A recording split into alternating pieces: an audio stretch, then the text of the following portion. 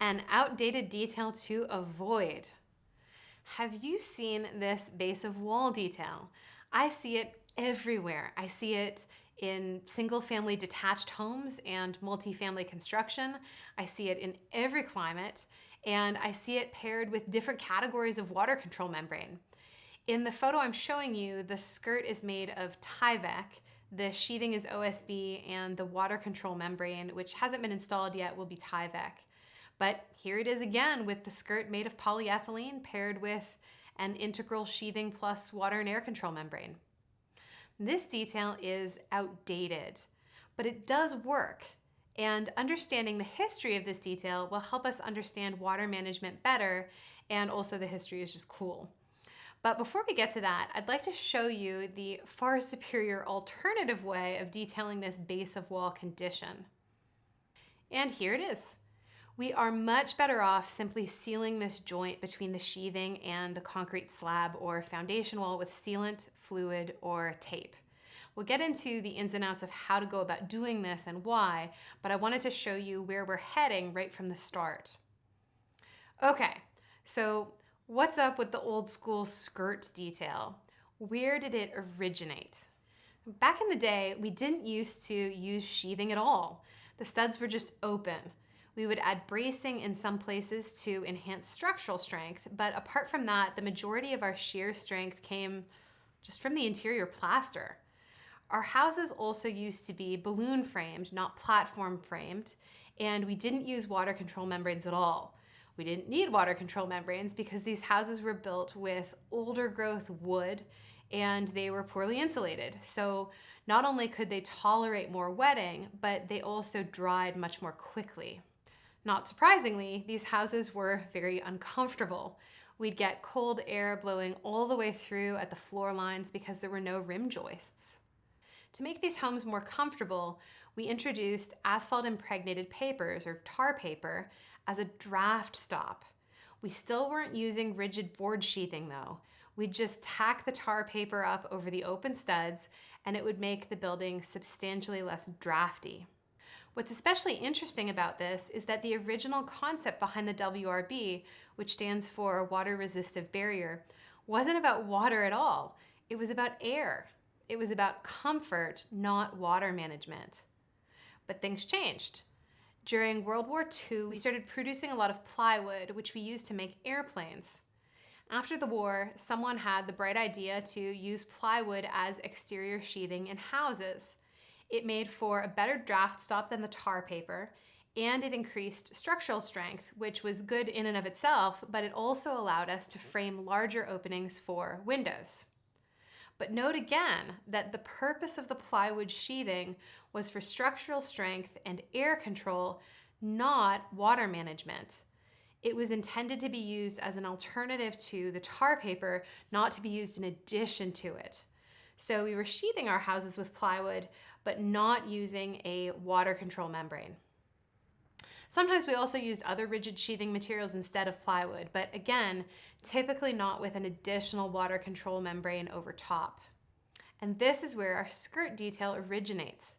We found that when using plywood, we needed some kind of water protection at the heads of windows and doors and at the base of our buildings. It didn't so much matter that the exterior surface of the sheathing got wet. Remember, these walls are still poorly insulated and we have a ton of energy exchange for drying. But the bottom cut edges of the sheathing are much more moisture sensitive, and they're also exposed to more water. All the water that runs down the face of the sheathing can wick back at the bottom of the panel and saturate the cut edge. So we take some of that tar paper and install a little skirt at the heads of windows and doors and at the base of the building to break the surface tension and allow that water to drain to the exterior rather than tracking back along the cut edge and saturating the bottom of the panel.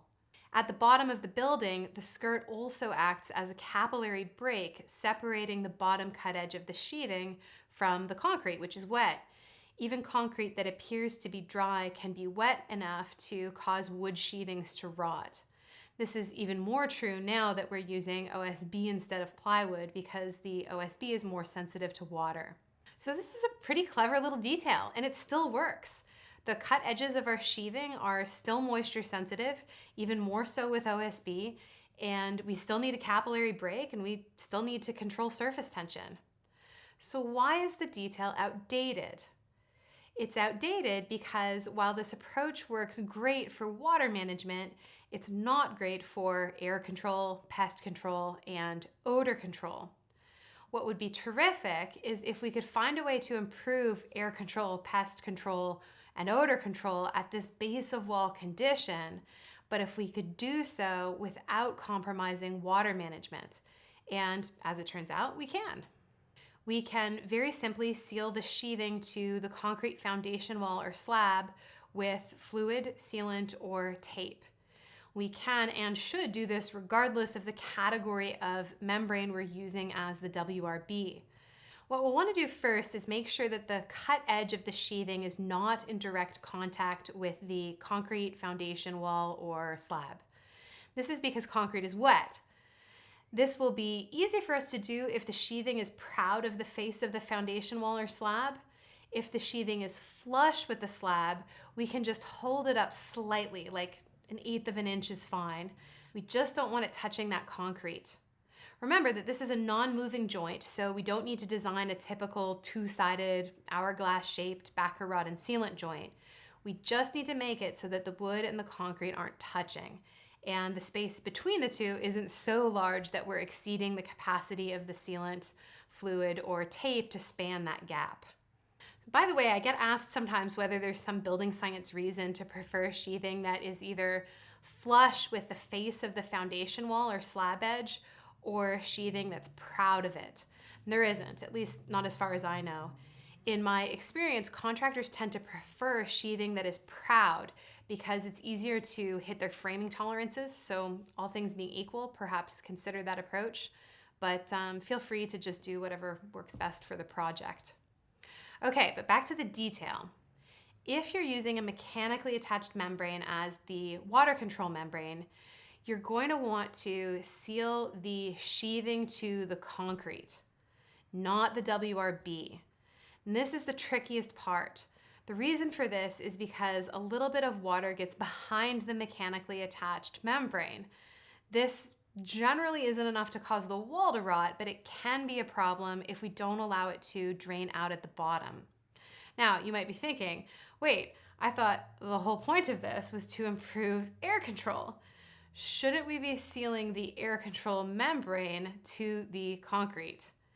And the answer is unfortunately no. We always want to prioritize water management over air control. And even though mechanically attached membranes are marketed as air barriers, they tend to not be terrific air barriers because we mechanically fasten them to the wall. There are lots of holes in them. Our de facto air barrier in these walls is typically either the exterior sheathing or the interior drywall.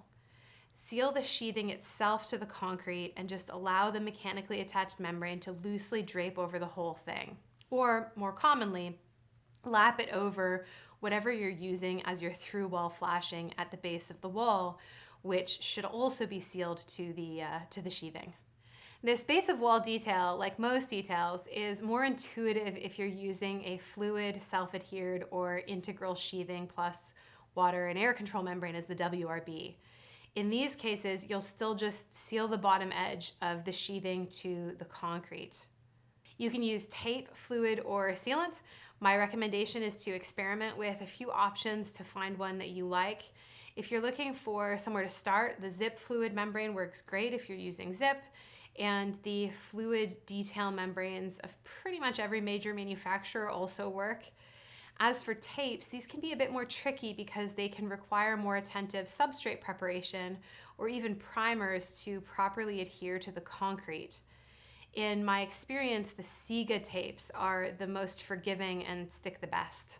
So that's how to go about detailing this condition, but we didn't really address why it's so beneficial to do it this way. I told you that it improves air control, pest control, and odor control, but didn't really elaborate.